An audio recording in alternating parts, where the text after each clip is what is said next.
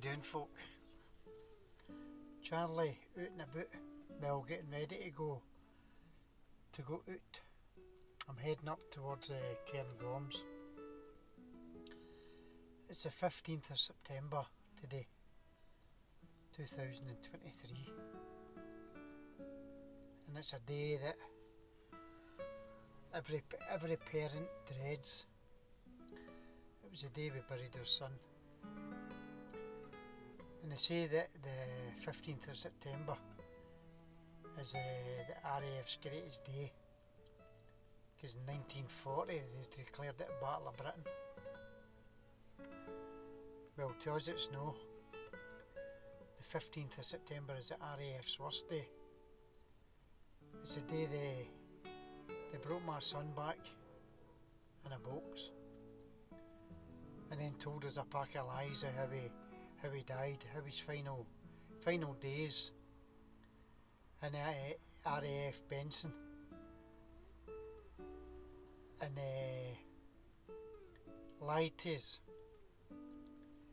And it wasn't till after Robert was cremated and we says farewell to Robert.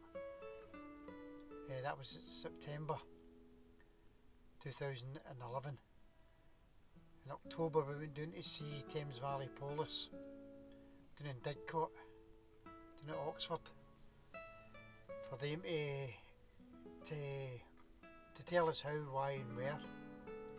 So we went down to Didcot to speak to Thames Valley Police on the gears of what's, where and why, what happened to Robert.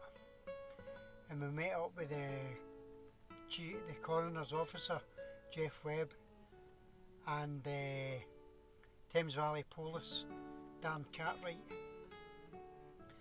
And he started talking to us. Well, the first thing Jeff Webb says to Dan Cartwright when he saw me and Susan and Tina, we were all suited and booted, I had a suit, shirt and tie and that on, and we had notebooks, and we were all taking notes. And he says to us, "Oh, see, you've all got notebooks, so we don't miss anything." And Jeff turns round to Dan Cartwright and says to him, "Well, as you can see, Darren, not everybody from Glasgow's Rab C. Nesbitt." And me and Susan looked at one another, and it wasn't till after we sat and thought about it. So they'd stereotyped us before we'd even got there as Rab C. Nesbitt and his wife Marydoll, before we'd even got to see them. And Dan Cartwright came across as very arrogant, very he didn't want to know anything, didn't want us to ask any questions, didn't want us to answer anything. And I kid you not, this is how he sat talking to me and Susan on a chair, sitting his leg up, twiddling a pen. And when I was saying things to him, I said, "You're not going to write this down?" And he said, "No, it's all in there. It's all in there. I know it's all in there now because I know it was empty." His head was empty.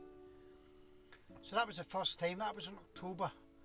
Our first interview, our first time meeting with the coroner's officer and Dan Cartwright for Thames Valley Police.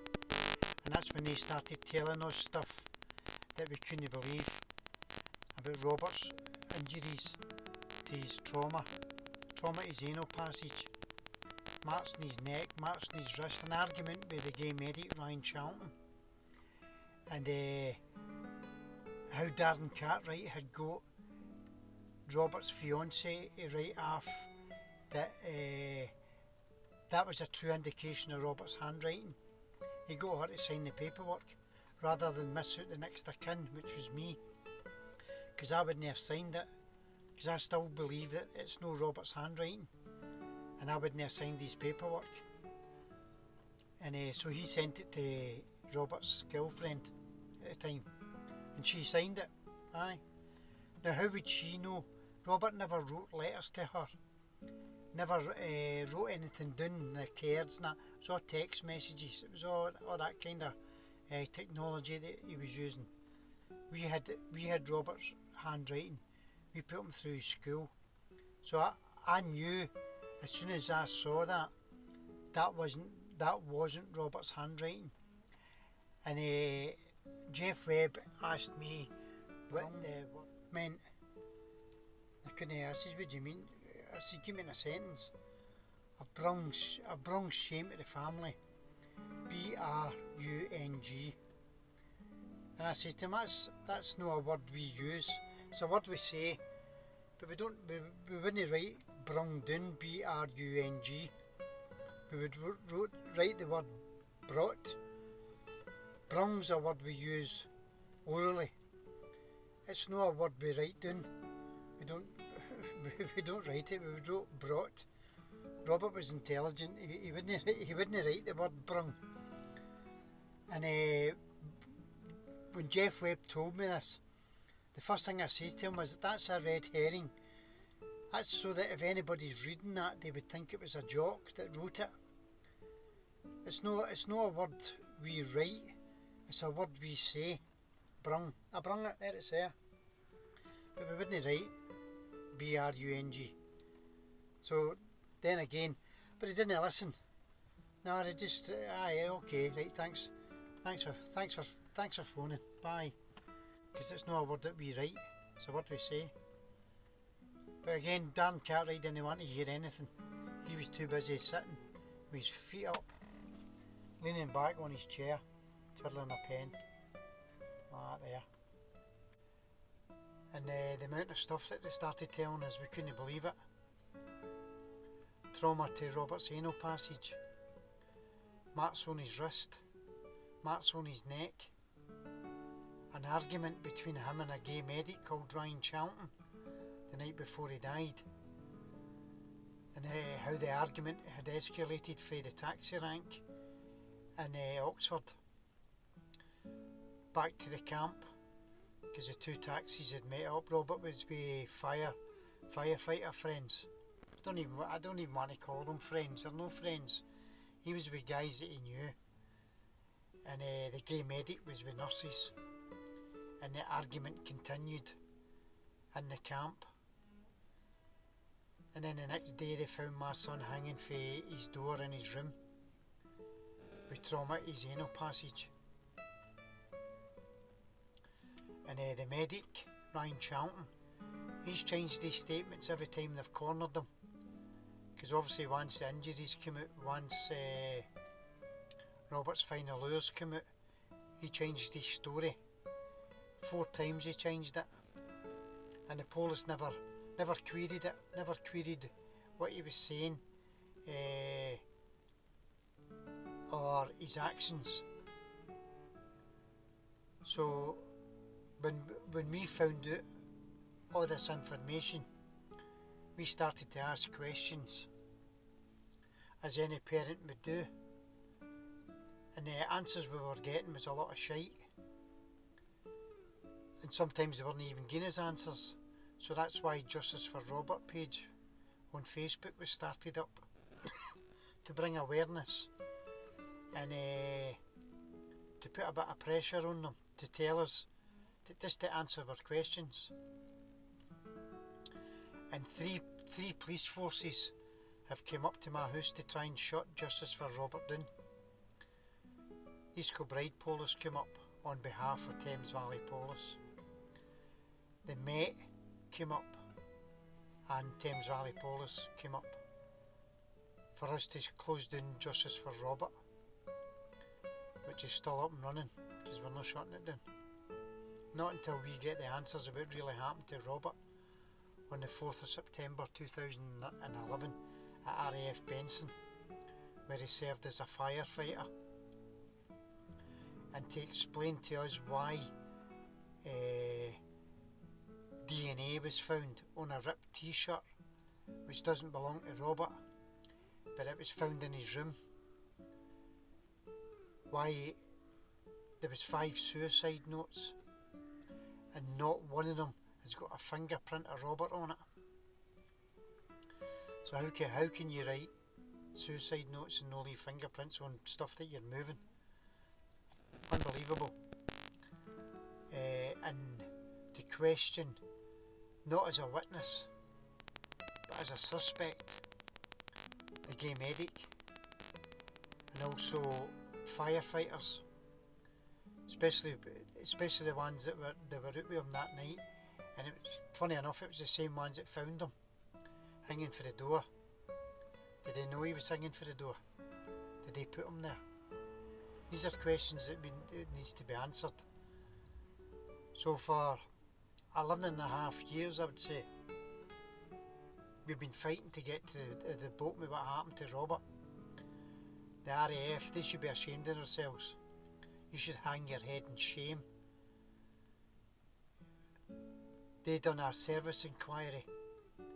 Terms of reference was all in place, and everybody done a great job.